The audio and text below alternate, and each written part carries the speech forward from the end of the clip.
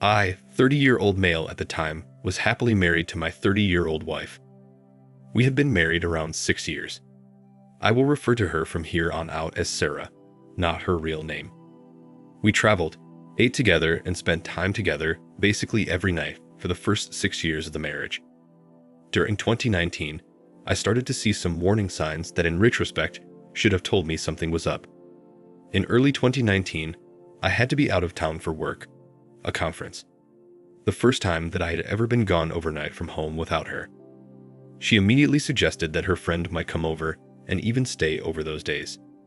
Now for context, this friend, 29-year-old male, I will refer to him as Mark, is someone she texted all the time. They were close friends, and I know for a fact had been intimate with before we met.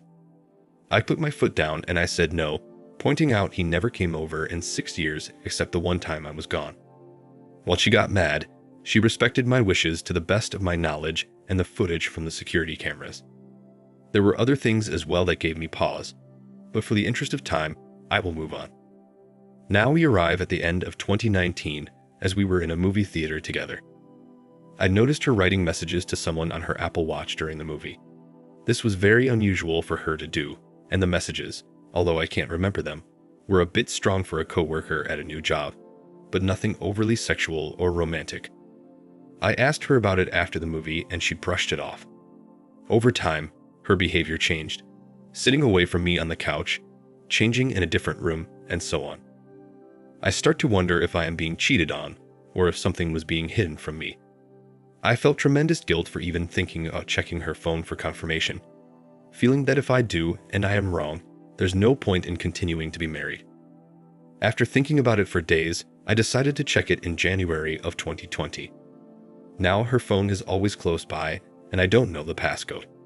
Luckily, her watch is accessible, and she made the code our anniversary. What I discovered next was horrifying. Sarah and Mark have been discussing her hookups with one of her coworkers.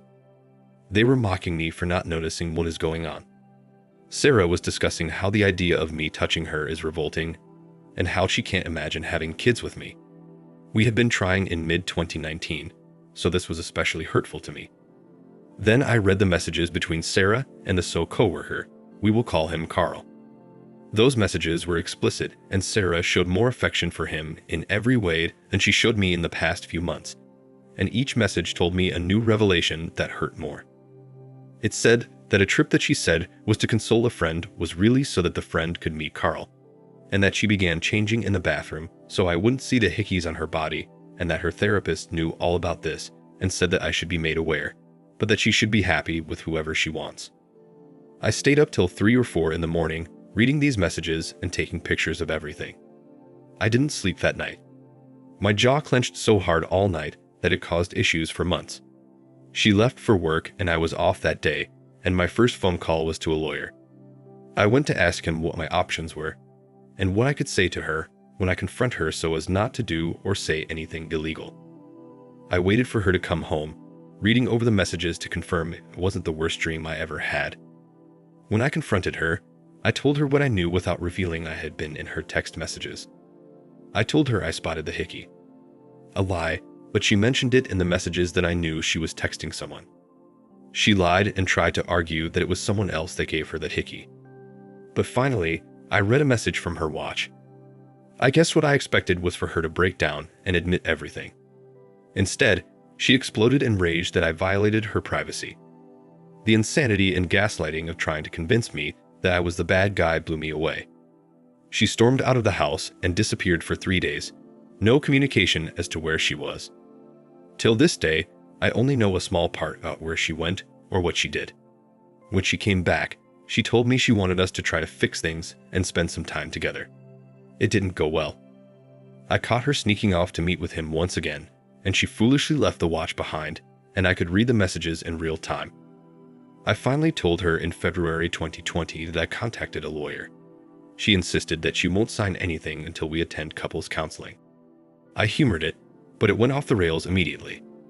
After, I explained that we were here because she had an affair, but she argued against my word choice and claimed that affair was too strong a word. She also lied about the fact that she cheated on me before Carl, the married man, something I discovered at a later date going through her watch once again. She admitted her plan was to find an apartment, then hand me papers without me ever knowing what was going on. She even tried to blame the whole affair on me using, in the therapist's view, my disagreements as proof of my cold and uncaring demeanor.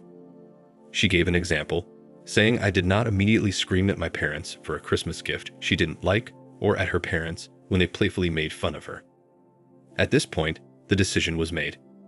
I needed to divorce her as she will never tell the truth. We agreed she would move out of the house, and I even helped her find an apartment. Anything to get her out of the house faster. One day in March 2020, I watched the news of the pandemic come in and all the construction work stopped. Her apartment was almost ready, but it was being renovated. Now, there was nowhere for her to go, so I was stuck in the house with her from March to June of 2020. For those wondering, she has enough legal knowledge to know that leaving would make her case harder and might still have to pay expenses. Those 3 or so months were chaos. Trying to do my job and live in a house with the person who had wronged me and ridiculed me was unbearable at times. We tried as best as we could to keep it civil and not scream at each other every time we passed each other. Imagine spending 90+ days cooking meals, passing by and seeing no one else in the world but the person who ended your marriage and broke your heart. I was essentially locking myself in a room for 8 hours, then doing yard work or working out to avoid speaking with her. She moved out for the most part in late June once the world started to open up a bit, and had all of her items out by July. Knowing that I wanted the house, she definitely manipulated the situation to her advantage to avoid her being publicly shamed. Her family, to this day, does not know what caused the divorce. She didn't tell them the divorce was happening at all until after the papers were signed, and essentially forced me to pretend we were still together until then, at which point I told her to tell her parents, or I would. They never were asking me what was the cause, although 1 or 2 did wish me well. I never felt the need to tell them, as despite the pain and gaslighting she caused, I didn't feel the need to hurt them. Her parents never wronged me. Carl and Sarah didn't last. When I found out, Carl told her to leave me and be with him, but she tried to mend our relationship and he walked away from her, so she ended up with no one. Sarah and I rarely speak now unless it's absolutely necessary, which is rare. I've wondered at times if maybe I was wrong for not quickly outing her infidelity. The people who are important to me know the truth. I also never confronted or spoke to, for that matter, Carl or Mark or her friends who knew about all of this but never warned me. As for me, I found someone who was truly a good person and have a great relationship. I've never told Sarah as it's none of her business, much like telling her family about her cheating.